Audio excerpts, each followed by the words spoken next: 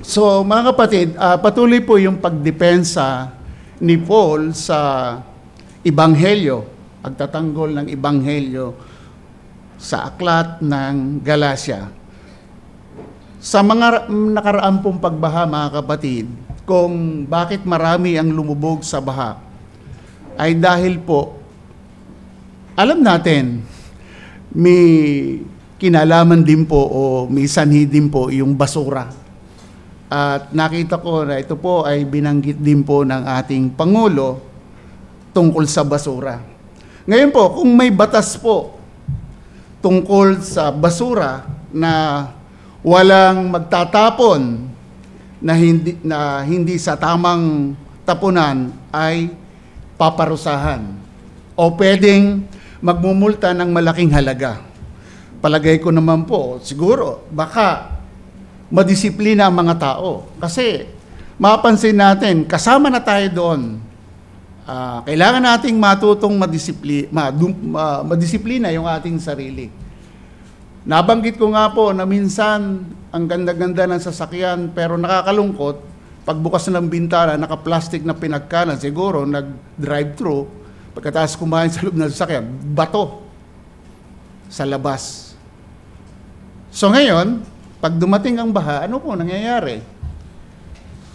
Alam natin, hindi naman perpekto ating pamahalaan, pero lagi nang ang bato ay sa pamahalaan. Pero tayong mga mamamayang Pilipino, ay may malaking bahagi din. Kung mag-uumpisa sa akin, sa bawat isa, sa ating lahat, ang disiplina na minsan, kumain ako ng candy, natitempt na, sakay din ako ng sasakyan, ang sabi ng anak, hops, pakilagay sa bulsa. So, ganun po. So, kung mayroon pong batas na talagang magpaparusa o mumulta ng malaking halaga, baka unti-unting madisiplina ang Pilipino. Natanong ko po isang kapatid na galing Japan, napaka-disiplinado daw ng mga tao doon. Napakalinis ng lugar. Talagang masasabi natin, napakaganda ng lugar. Sabi niya, nakakwentuhan ko kahapon. So mga kapatid, ngayon, binanggit ko ang bagay na ito. Alam natin, ang batas sa usapin ng kaligtasan ay hindi po pwedeng maging batayan ng ating kaligtasan. So hindi po. At ang kautusan, alam natin, wala naman talagang nakasunod ng mga tao.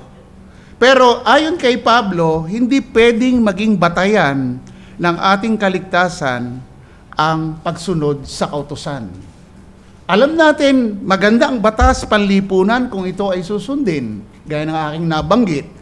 Pero hindi po natin pwedeng batayan na sumunod ka lang sa kautusan para tayo ay maligtas. Hindi po. Sa usapin ng kaligtasan, alam natin, ang kaligtasan ay sa pamamagitan lamang ng pananampalataya sa ating Panginoong Jesucristo. Batayan natin ay ang Ebanghelyo. At alam natin, ang Ebanghelyo ay ang kamatayan at muling pagkabuhay ni Kristo. So mga kapatid, dito po sa binasa ng ating MC, makikita natin na sa buod ng konteksto ng aklat na ito, chapter 3, verse 15 to 22, nagsimula sa paggawa ni Pablo ng legal na argumento tungkol sa tipan ng Diyos kay Abraham. Ang kaayusan na ito ay nanatili sa lugar kahit noong huling tipan ng batas ni Moises. So mga kapatid, sinundan nito ni Pablo o ni Paul sa pamamagitan ng paglarawan kung ano talaga ang punto ng batas. Ano nga ba ang punto ng batas?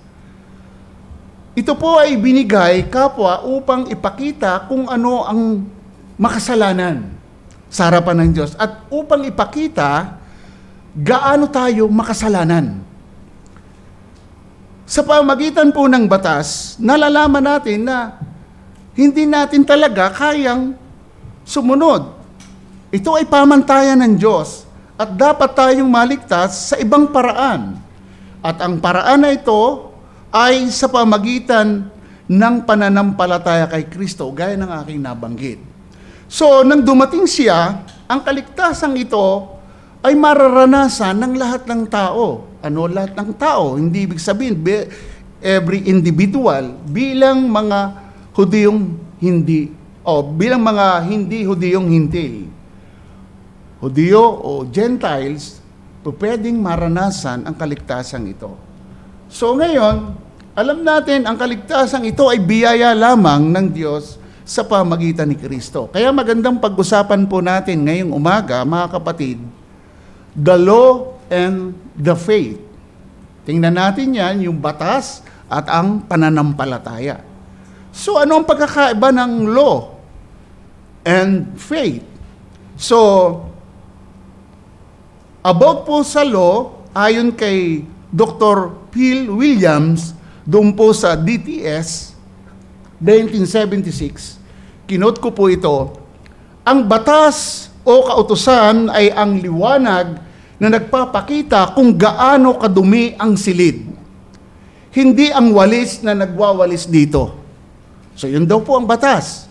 Ito ay pagtukoy, mga kapatid, kung bakit may batas o kautusan upang ipakita ang pagkamakasalanan ng tao.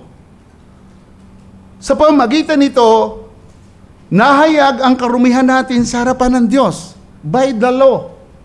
At alam natin yan sa Roma chapter 3 verse 20, na hindi tayo maaaring ganap o pawawalang sala sa pamagitan ng pagsunod sa kautusan. Manapay, ang kautusan ang magpapakilala na tayo ay makasalanan.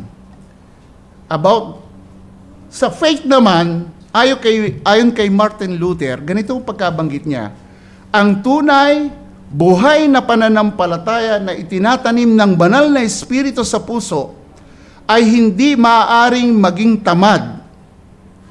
Hindi raw maaaring maging tamad. Ayon naman kay Agustin, ang pananampalataya ay maniwala sa hindi nakikita at ang gantimpala ng pananampalataya ay ang makita ang pinaniniwalaan. So yun po yung faith. So may pagkakaiba po yung law and the faith. So mga kapatid, ayon din po sa Ligonier Ministries, ang pananampalataya ay hindi ang batayan ng ating katuwiran. Ang batayan ng ating katuwiran ay ang katuwiran ni Kristo, ang kanyang merito. Sinabi ng mga reformador na ang karapat-dapat na dahilan ng ating pagbibigay katuwiran ay ang katuwiran ni Kristo lamang. Ang instrumental na dahilan ng ating pagbibigay katuwiran ay pananampalataya. Ngunit kapag sinabi natin na tayo ay inaring ganap sa pamagitan lamang ng pananampalataya, ay hindi natin ibig sabihin na ang pananampalataya isang karapat-dapat na gawain na nagdaragdag ng anuman sa batayan ng ating katuwiran. Hindi po. Instrumental lang ang faith. So ganun po natin tingnan. Kaya ang mensahe ko po sa umagang ito, mga kapatid, ang bawat mananampalataya ay naligtas sa ang bawat mananampalataya hindi naligtas sa pamagitan ng batas, kundi sa pamagitan lamang ng pananampalataya. Kaya ang pananampalataya ay magbubunga ng pagsunod sa kautusan ng Diyos. So yun po, tingnan natin. Dalawang bagay o dalawang tanong ang nais nating pag-usapan ngayong umaga. Why the law was given? Bakit ibinigay ang batas o kautusan? Bakit nga ba? So, pangalawa po, why is faith so important? Bakit napakahalaga ng pananampalataya? Kung kayong tatanungin, bakit nga ba napakahalaga ng pananampalataya? At alam natin, kung tatanungin natin ang lahat ng tao, sasagot yan, ako'y mayroon ding pananampalataya, pastor. Pero gaano ba kahalaga itong pananampalatayang ating tutukuyin batay sa ating teksto?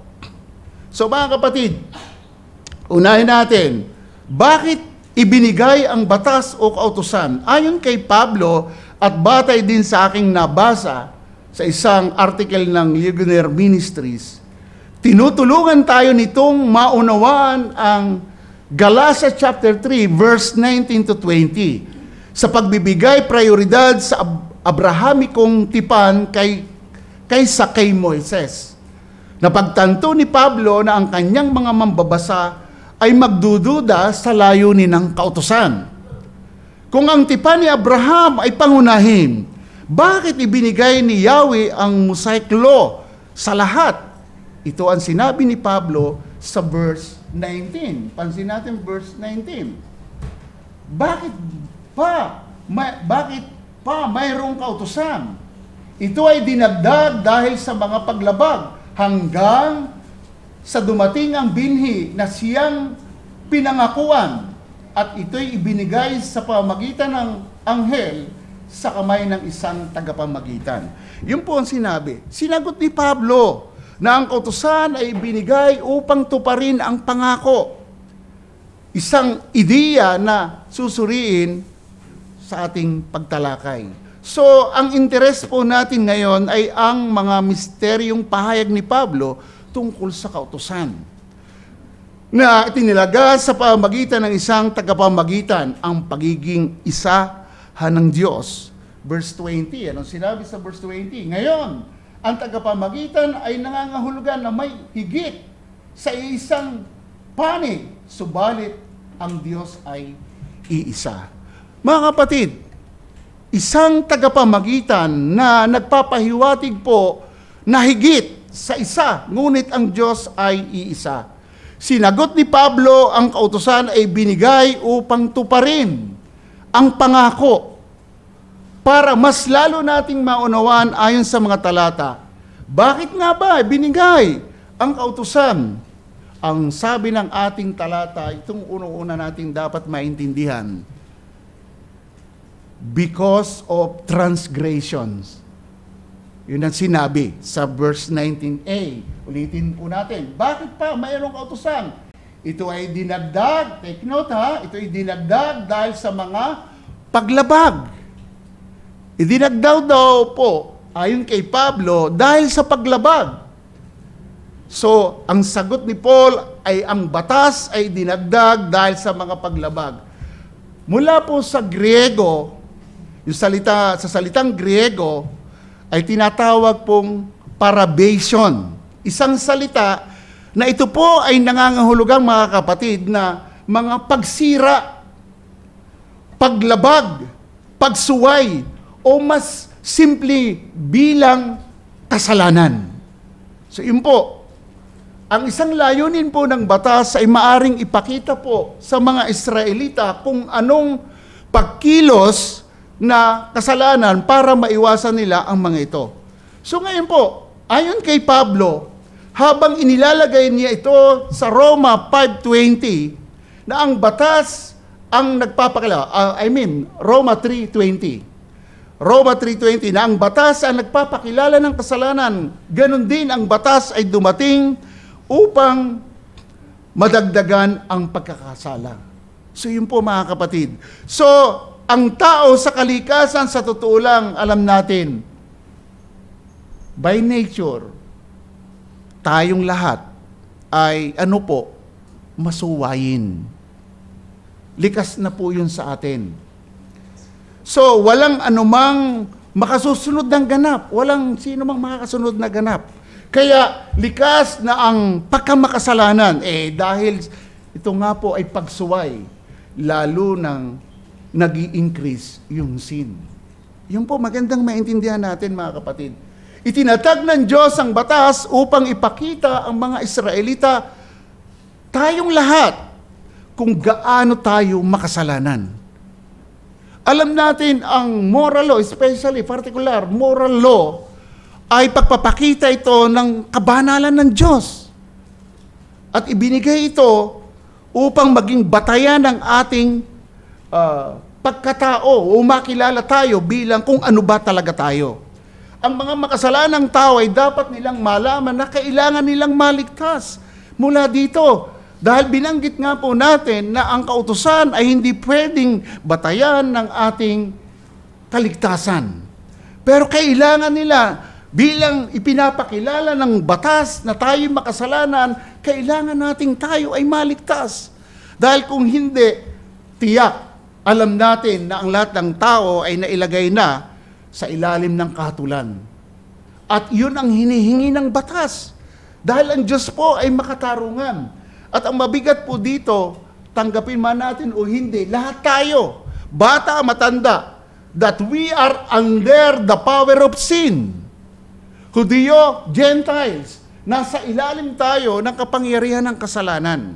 Saan yun makikita? Roma chapter 3 verse 9. So mga kapatid, ang batas ay nagkukumbinsi sa atin kung gaano karaming kasalanan na dapat tayong maligtas dito, mga kapatid.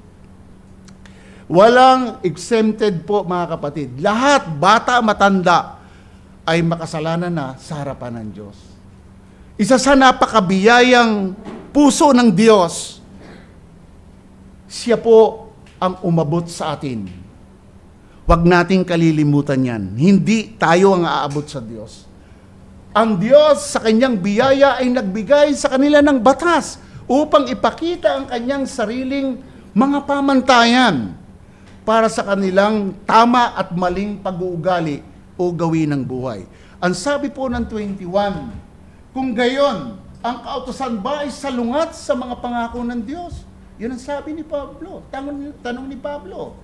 Huwag nawang mangyari. Bakit po? Sapagkat kung ibinigay ang kautusan na makapagbibigay buhay sa makatuwid, ang katuwiran ay sa pamagitan ng kautusan. So hindi po, mga kapatid. Ang batas ba na nasasangkutan ng isang tagapamagitan ay laban sa mga pangako ng Diyos? Ang sabi ni Pablo, huwag nawang mangyari. Walang tagapamagitan na nakasalalay sa Diyos sa pamagitan ng batas. So, mga kapatid, ang batas bilang panlabas na tinalagang tuntunin ay hindi kailanman makapagbibigay ng espiritual na buhay sa mga taong likas na patay sa kasalanan. Hindi po. Ay kung yung batas, especially yung moral law, ay nakapagbigay ng espiritual na buhay, so hindi na kailangang pumunta dito si Jesus Christ. So yun po. Kung ang batas ay isang batas na may kakayahang magbigay ng buhay, ang katuwiran ay ano po? Sa pamagitan ng batas, kautusan, hindi sa biyaya. So mga kapatid, ang batas ay hindi nagpapanggap na nagbibigay ng buhay. Kaya walang pagsalungat sa pagitan ng batas at pangako. So ang dinidiin po natin, mga kapatid, ang katuwiran ay darating lamang sa pamagitan ng pangako kay Abraham at sa pamagitan ng katuparan nito sa Ebanghelyong biyaya. Ito ay kay Kristo lamang, mga kapatid. So ginamit ng Diyos ang kautusan upang ilabas. Alin ang ilalabas ng Diyos? Ang kasalanan sa hayag. Nahayag yung ating kasalanan upang ihayag ang kalikasan at kapangyarihan nito. Makikita natin yan sa Biblia, Roma 3:20, chapter 4 verse 15, chapter 5 verse 20, then chapter 7 na Roma verse 7. So mga kapatid, sa pamagitan nito ay tinuturuan niya ang mga tao ng kanilang pangangailangan kay Kristo. Dahil inihayag ng batas na tayo ay marumi sa harapan ng Diyos, kailangan natin na tayo ay makalaya dito. Kailangan nating maligtas tayo dito. So mga kapatid, at malaman ang pangailangan ng isang tao kay Kristo at ang pagkilala sa Kanya ay isa pong pinakadakila sa lahat ng posibleng pagpapala. Ibig sabihin po, kaligtasan ng ating kaluluwa. Dahil kung hindi, kung walang Kristo, kung walang Ebanghelyo, mga kapatid, dahil may batas, sigurado, paparusahan po tayo. Dahil ang Diyos po ay makatarungan. Pero dahil may Kristo, ipinangako ng Diyos, At alam natin ang senaryo, siya po ang umako ng hinihingi ng batas. Sana maintindihan po natin yon. Ang punto natin, ang kautusan ay paglalantad sa atin kung gaano tayo makasalanan. At ito rin ay pagpapahayag na tayo ay may malaking problema sa harapan ng Diyos, na ang tanging katugunan lamang po ay si Jesucristo lamang. So mga kapatid, yun po. Ikalwa, na makita natin doon, aside doon sa bakit ibinigay ang batas, because of transgression. Pangalawa, all who are under the law are in prison. Nakabilanggo. Anong sinabi sa verse 22 to 23, mga kapatid? Subalit ibinilanggo ng kasulatan ang lahat ng mga bagay sa ilalim ng kasalanan, upang ang ipinangako sa pamagitan ng pananampalataya kay Kristo Jesus ay maibigay sa mga sumasampalataya. Ngunit bago dumating ang pananampalataya, nabibilanggo tayo at binabantayan sa ilalim ng kautusan hanggang sa ang pananampalataya iipahayag. Yun po. Tayo po ay under the law. Kumbaga, tayong lahat ay under the law are in prison. Ang batas ay maaari lamang hatulan at ikulong ang mga tao sa bilangguan sa kanilang pinili para sa kanilang sarili, ang bilangguan ng kasalanan. Batay sa batas, kung wala kang pagkakilala kay Kristo, ikaw ay nakabilanggo. Nakabilanggo ka. At dito po, bago dumating si Kristo at naglaan ng kaligtasan at nagturo ng daan ng pananampalataya, ang kautusan ay tulad ng isang bantay sa kulungan. Binabantayan tayo ng law. Dahil tayo po ay makasalanan. Kahit na ang pinakamahusay na tao, o siyempre, si Christ na ang pinakamahusay. Malay bang kay Kristo, wala nang ibang pinakamahusay. Kasi perpekto po siya, walang kasalanan. Lahat po ay nasa kulungang ito, maliban kay Kristo. So mga kapatid, sa mata ng Diyos, ang mga lumalabag sa kanyang batas ay hinahatulan ng mga kriminal. Kriminal sila para sa kaparusahan. So yun po, wala silang espiritual na kalayaan at walang pag-asang makalaya ng hiwalay. Saan? Nang hiwalay kanino? Kay Jesucristo. Wala. Mag-isip na tayo na pwedeng paraan natin para tayo makalaya sa bilangguan na yan. Walang sino man ang makatatakas sa kulungang ito sa pamagitan ng sariling pagsisikap. Wala po.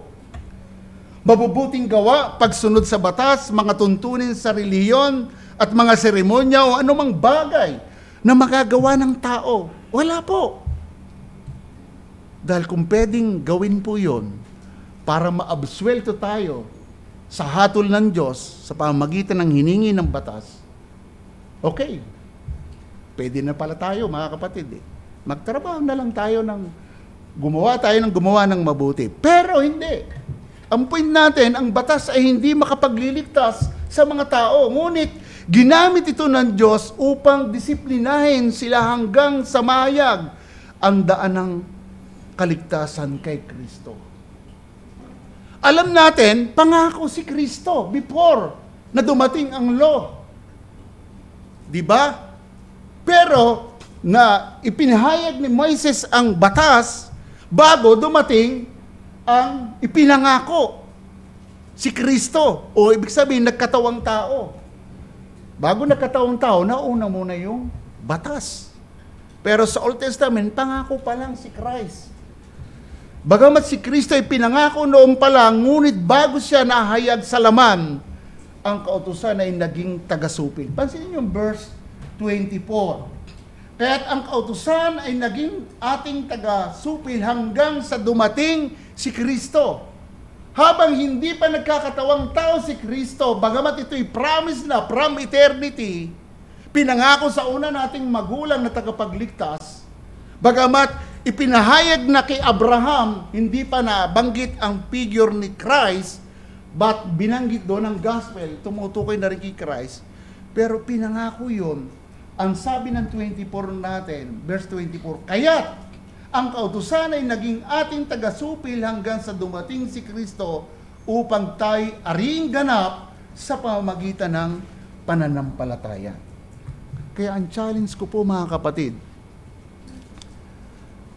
ang kautusan ay nagpakilala sa atin kung gaano tayo pagkamakasalanan. At uulitin ko, hindi tayo maliligtas sa pamamagitan ng pagsunod sa kautusan o hindi tayo mapapawalang sala sa pamamagitan ng pagsunod sa batas. Ang tanging kailangan natin ay si Kristo. At paraan o instrumento ng Diyos ay ang pananampalataya. At titingnan natin yan mamaya. So mga kapatid, lahat ng tao ay makasalanan. Pero lahat ng nakay Kristo ay napalaya na sa pagkabilanggo na ang nagbabantay ang law, tagasupil. Kaya, china-challenge ko kung mayroon pang hindi pa nakakakilala dito sa Panginoon, kung mayroon akong kinakausap dito, kung hindi mo kilala si Kristo, o kung wala kang pananampalataya sa Kanya, ikaw ay nasa ilalim ng kapangyarihan ng kasalanan, at ikaw ay nasa ilalim na ng kaparusahan ng Diyos, at ikaw ay nakabilanggo. Hindi ka makakalaya sa paraan mo, kundi si Kristo lamang. China-challenge kita, yamang ikaw ay nandito, ang kailangan mo ay hindi ang batas, kundi ang pananampalataya kay Kristo, dahil siya lamang ang makapagliligtas sa iyo. Para maunawa natin ang lubos ang tungkol sa pananampalataya, why is faith so important? Bakit napakahalaga ng pananampalataya? Ang faith po ay instrument of God. Ang pananampalataya ay kasangkapan ng Diyos.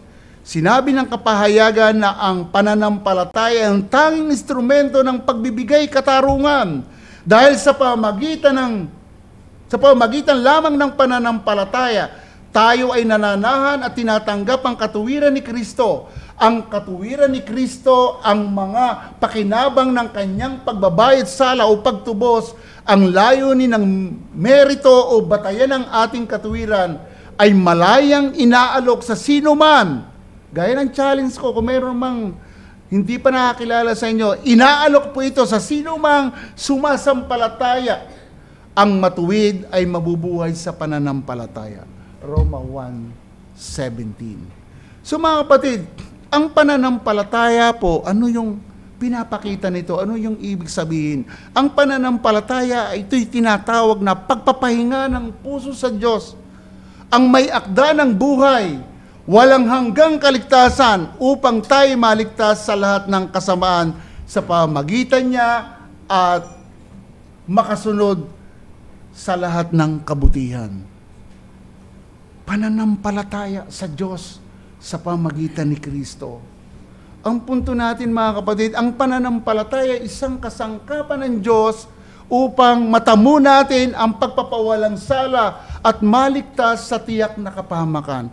Mga kapatid, kung hindi tayo mapapawalang sala dahil mayroong batas, sigurado mapaparusahan tayo mga kapatid. Pero ang good news nga po, si Christ mismong sinugo ng Ama, nagkatawang tao para akuin. Ano ang aakuin? Na hinihingi ng batas na nailagay na tayong mga tao sa kaparusahan, pero ang ginawa ni Christ, siya ang umako. Siya ang tumanggap ng galit ng Diyos na nailagay na sa atin bilang makasalanan, pero kinuha niya. Kaya na sinasabi natin na tinatawag ni R.C. Sproul na double imputation. Na-impute kay Christ yung kasalanan ng tao. Then yung righteousness ni Christ na-impute naman sa mga tao. Ganun po. Napakabuti ng Diyos. Ang kaligtasan ay pawang gawa ng Diyos. Ito ay biyaya sa atin ng Diyos. Ang solid foundation ng ating kaligtasan ay si Kristo. Gospel. Kamatayan at muling pagkabuhay ni Kristo. Ngunit mapapasa atin ito sa pamamagitan ng pananampalataya. Ito ang instrumento ng Diyos. Yes, lahat gawa ng Diyos ang kaligtasan.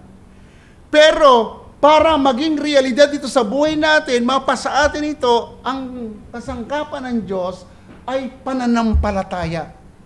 Dahil binanggit naman ng Biblia na gayon na lamang ang pagsinta ng Diyos sa sanlibutan, ibinigay niya ang kanyang bugtong na anak. Ang sino mang sumampalataya sa Kanya ay hindi mapahamak, kundi magkaroon ng buhay na walang hanggan. Sino mang sumampalataya. Kaya napakahalaga po ang pananampalataya. Foundation ang gawa ni Kristo. Pero para mapasa atin ito, kailangan nating sampalatayanan ang Ebanghelyo. So mga kapatid, alam natin, ang pananampalataya ay hindi galing sa atin. Kaloob pa rin ito ng Diyos sa pamagitan ng ating pakikinig sa ipinapangaral na Ebanghelyo. Alam natin yan. Kabisado natin yan. Roma chapter 10, verse ano? Verse 17. Then Ephesians chapter 2, verse 8 to 9. Give po ang pananampalataya. Kumbaga sinasabi ng principal sa Bible Schools, JMA, may isang tugon na may dalawang mukha. Faith and repentance. Even repentance, gift pa rin ng Diyos yan. Pangalawa, bakit nga po mahalaga ang pananampalataya? The importance of faith. Ang kahalagahan ng pananampalataya. Ang kaligtasan, pagpapalaya, espiritual na kalayaan at walang hanggang mga pagpapala ng Diyos ay dumarating lamang sa paraan o kasangkapan na kanyang itinakda, pananampalataya sa Panginoong Jesucristo. Sabi po sa verse 9, balikan natin verse 9 para maging klaro po. Sabi po ng verse 9, kaya't ang mga sumasampalataya ay pinagpalang kasama ng mananampalatayang si Abraham. Verse 14. Ang sabi ng verse 14, natalakay natin yan, upang kay Kristo Jesus ang pagpapala ni Abraham ay dumating sa mga hintil, upang ating tanggapin ang pangako ng Espiritu sa paanong paraan. Ang sabi ng talata, sa pamamagitan ng pananampalataya. Verse 26. Anong sabi sa verse 26? Sapagkat kay Kristo Jesus, kayong lahat ay mga anak ng Diyos sa pamamagitan ng pananampalataya. Sapagkat ang lahat na sa inyo na binautismohan kay Kristo ay binihis si Kristo. So yung verse 26, napakaganda po mga kapatid. Ang pangako ng Diyos kasama ni Abraham, ang pamana na pinangako na binanggit sa verse 18. Balikan natin verse 18. Sapagkat kung ang mana ay sa pamagitan ng kutsan, ito daw po ay hindi na sa pamagitan ng pangako. Subalit ipinagkaloob ito ng Diyos kay Abraham sa pamagitan ng pangako. So kaya lahat ng mananampalataya ay mga tagapagmana kasama ni Kristo.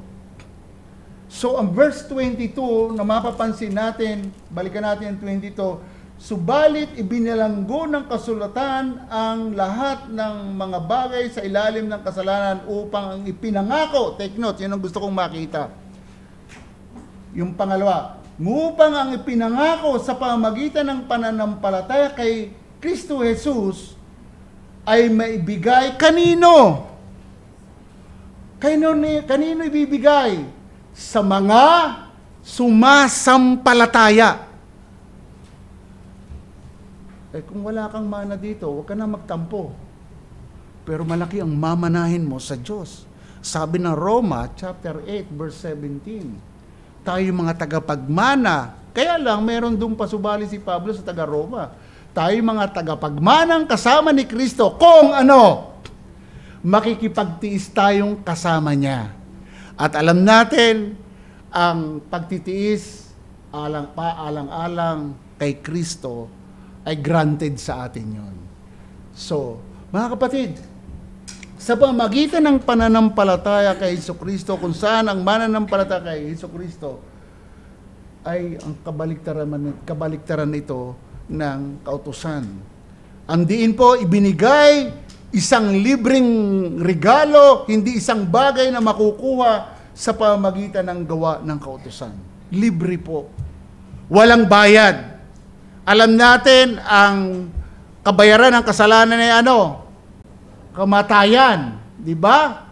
At alam natin, dahil sa kautusan, na ilagay na tayo sa kaparusahan.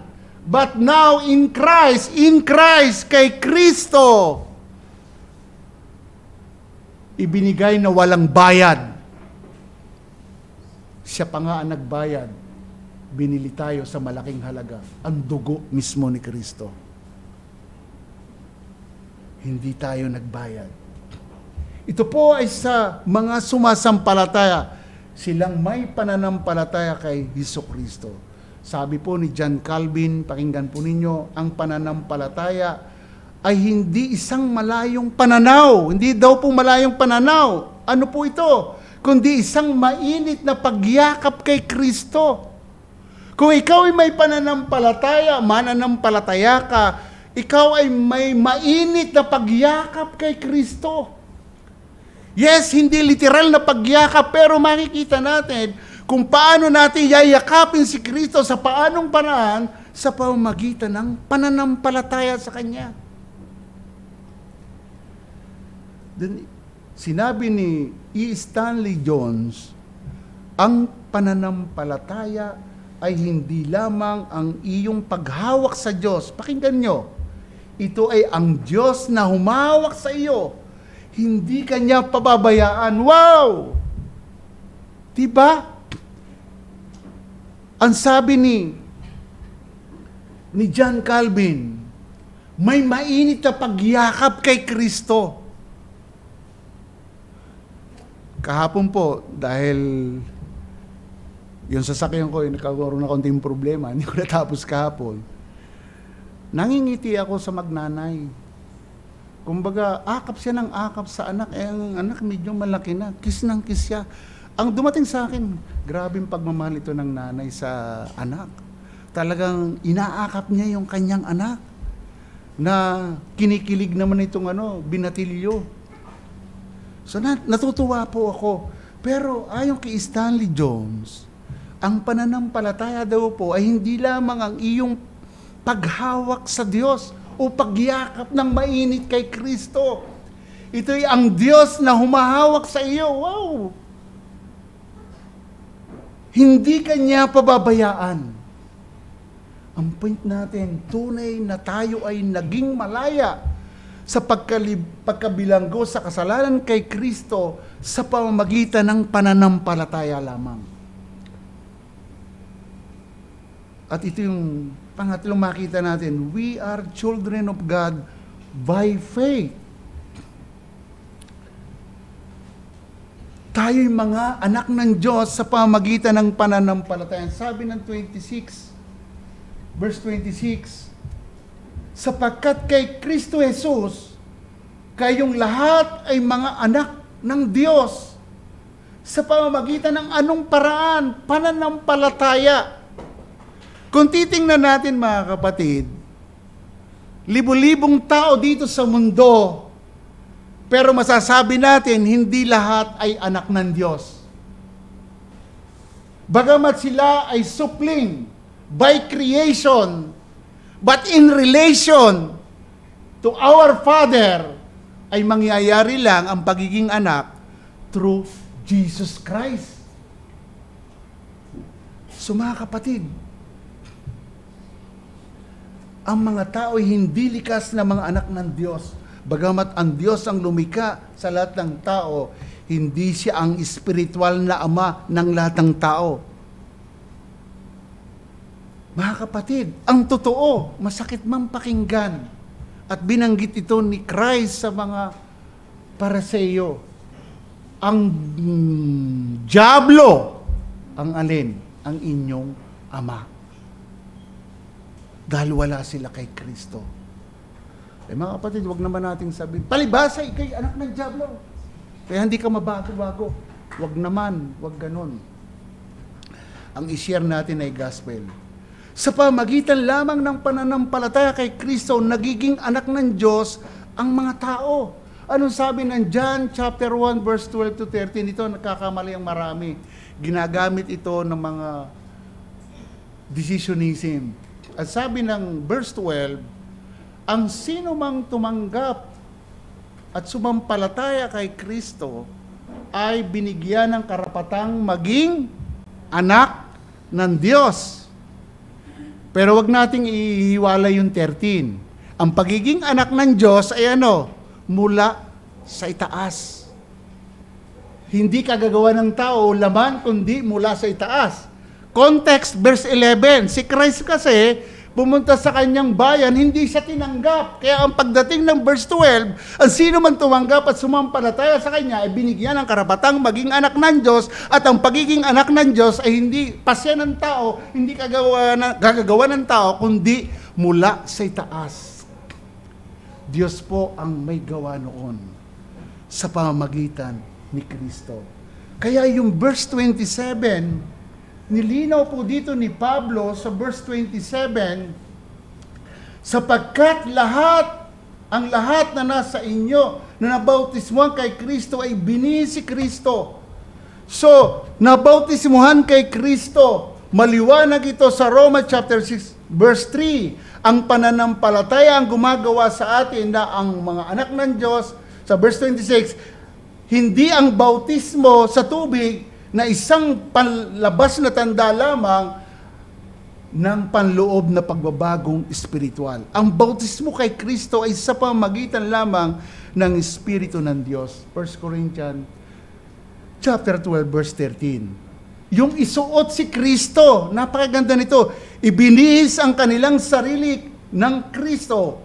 Binihisan ang kanilang sarili ng Kristo. Nangangahulugan ito na ang mga mananampalataya ay nakatayo sa harapan ng Diyos kay Kristo, na sakop ng kanyang katuwiran bilang katanggap-tanggap sa Diyos gaya ni Kristo mismo. Mga kapatid, lahat ng na kay Kristo ay mga anak ng Diyos. Walang pagkakaiba na ang Hudyo, alipin o Malaya, wala nang pagkakaiba ang Hudyo at Gentiles. Anong lahi ka man. Lahat ng sumampalataya kay Kristo ay mga anak ng Diyos. Tayo'y adopted children of God. Pero ang totoong anak ay si Christ. Pagdidiin po mga kapatid, ang mga na kay Kristo na sumampalataya ay mga anak ng Diyos, hindi lamang mga anak, kundi mga tagapagmana ng ipinangako kay Abraham, verse 29. At kung kayo'y kay Kristo, kayo nga'y mga binhi ni Abraham, mga tagapagmana ayon sa pangako. So mga kapatid, sa ating pagtatapos, ang ating kaligtasan, lagi nating nadidinig dito sa pulpito, o kahit tayo nakikipag-usap sa mga taong nakaunawa ng biyaya, ang kaligtasan natin ay biyaya lamang ng Diyos. Sa pamagitan ng pananampalataya kay Kristo, hindi sa pamagitan ng pagsunod sa batas. Hindi ito sa ating kagustuhan, hindi ito sa ating pagsisikap. Ang kaligtasan, pagpapawalang sala, at pagkakamit ng katuwiran ni Kristo ay pawang gawa ng Diyos sa pamamagitan ng kamatayan ni Kristo sa krus, at ang kasangkapang binabanggit natin ay ang pananampalataya. Ito yung tinatawag na saving faith, na kung gaya ng ating natalakay sa 2 Peter, na kung anong tinanggap ng mga apostol na mahalagang pananampalataya, yun din ang pinagkaloob ng Diyos na mahalagang pananampalataya sa atin. Kaya tayo po ay naligtas sa sumpa, naligtas sa ilalim ng kapangyarihan ng kasalanan, naligtas sa pagkaalipin sa kasalanan, naligtas sa ilalim ng kadiliman, kapangyarihan ni Satanas, naligtas sa pamamagitan ng pananampalataya kay Kristo. So mga kapatid, si Jesucristo lamang ang may likas na karapatang tawaging anak ng Diyos. Gaya ng aking sinabi, sa isang banda, tayo ay pinagtibay ng mga anak ng Diyos, adopted children of God. At tinatanggap ang lahat ng mga pakinabang na dulot ng katayuang mga anak ng Diyos. Di ba dapat tayo maging proud sa sarili, hindi pagyayabang? At wag nating ipanalandakan sa iba, ikaw kasi hindi ka anak ng Diyos, kaya hindi ka pinagpapala. Wag po. Isang malaking biyaya at pribileyo na tayo po ay maging kapamilya ng Diyos. Malaya tayong makatawag ng Ama. Aba, Ama, Ama ko, sa pamamagitan ni Kristo. Mga kapatid, naway seryosuhin natin ang pribilehiyong ito. At sundin ang katarungang ibinigay niya sa atin sa pamamagitan, o sundin ang karunungan, hindi katarungan, sundin ang karunungan na ibinibigay niya sa atin sa kanyang salita. Mga kapatid, isipin natin ngayon, kumbaga kung ating pagbubulay-bulayan, ang minsang hindi kapanipaniwalang pribileyo na maging anak ng Diyos, pagbulay-bulayan natin yon. Ang Diyos ang nagbigay ng karapatang yan. Hindi nating karapatan yan. Karapatan ng sumampalataya kay Kristo Jesus. At ang pagiging anak niya, pagiging anak natin, hindi mula sa atin, mula sa Diyos. So mga kapatid, sikaping pasayahin natin siya. Tulad ng mga magulang natin sa laman na pinapakita ng mga anak na kabutihan sa kanilang magulang, ang mga magulang ay nagiging masaya. How much more ang ating amang nasa langit, na ang nais niya, siya'y parangalan lamang. Ang nais niya ng ating amang nasa langit ay sundin ang kanyang kalooban. Ngayon, ano tayo? Gaano natin pinapahalagahan na sa ating pagsunod sa kanyang kalooban ay nabibigyan natin siya ng kaluwalhatian.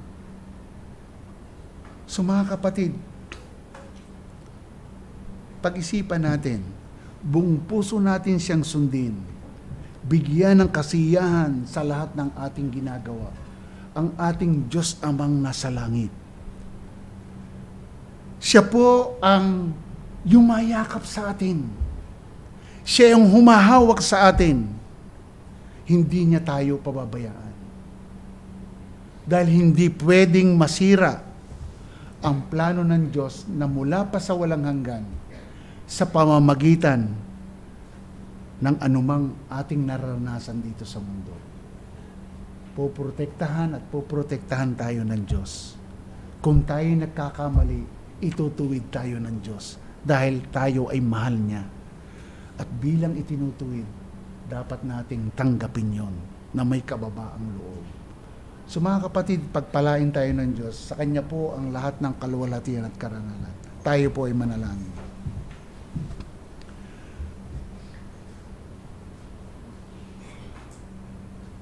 Ama, salamat po sa umagang ito na pinagkaloob niyo sa amin. Maaring ang usaping ito ay lagi naming nadidinig dito sa pulpito. Pero huwag niyong hayaan na kami maging mayabang sa aming sarili. Sapagkat ito po ay patuloy na pagpapaalala mo sa amin bilang kami po ay inaalagaan ninyo, kinakalingan ninyo kami, Ama. Dahil nais po ninyong maintindihan ang lubos na katayuan namin sa inyong harapan, na kami po ay secure sa inyong harapan dahil kay Kristo lamang. At sa patuloy na aming pananampalataya sa Kanya at pamumuhay sa aming pananampalataya sa Kanya, alam po namin,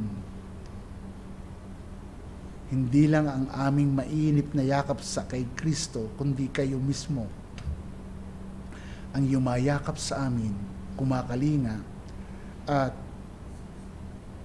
ayon po sa inyong mga salita, hindi ninyo kami kailanman pababayaan. Kaya Panginoon, salamat po sa umagang ito, sa pagtuturo mula kay Pablo, ang malaking pagkakaiba ng kautusan at ng pananampalataya. Panginoon, salamat kung kayo mayroong tatawagin na hindi pa nakakilala sa inyo, kahabagan niyo po siya. At tulungan niyo po siya na lumapit po sa inyo na may pagpapakumbaba. Kilalanin kayo bilang Panginoon at tagapagligtas ng kanyang buhay. Sampalatayanan niya ang inyong pagsasakripisyo sa krus, ang inyong kamatayan, na inako po ninyo ang kasalanan ng inyong mga tao at tanggapin ang katuwiran mo, maabsuelto kami sa kahatulan, at ang inyong muling pagkabuhay ay bigyan kami ng malinaw, maliwanag na pag-asa sa hinaharap na buhay. Marami pong salamat sa umagang ito. Pagpalain niyo po ang lahat na nandito. Ito po ang aming dalangin sa pangalan ni Jesus.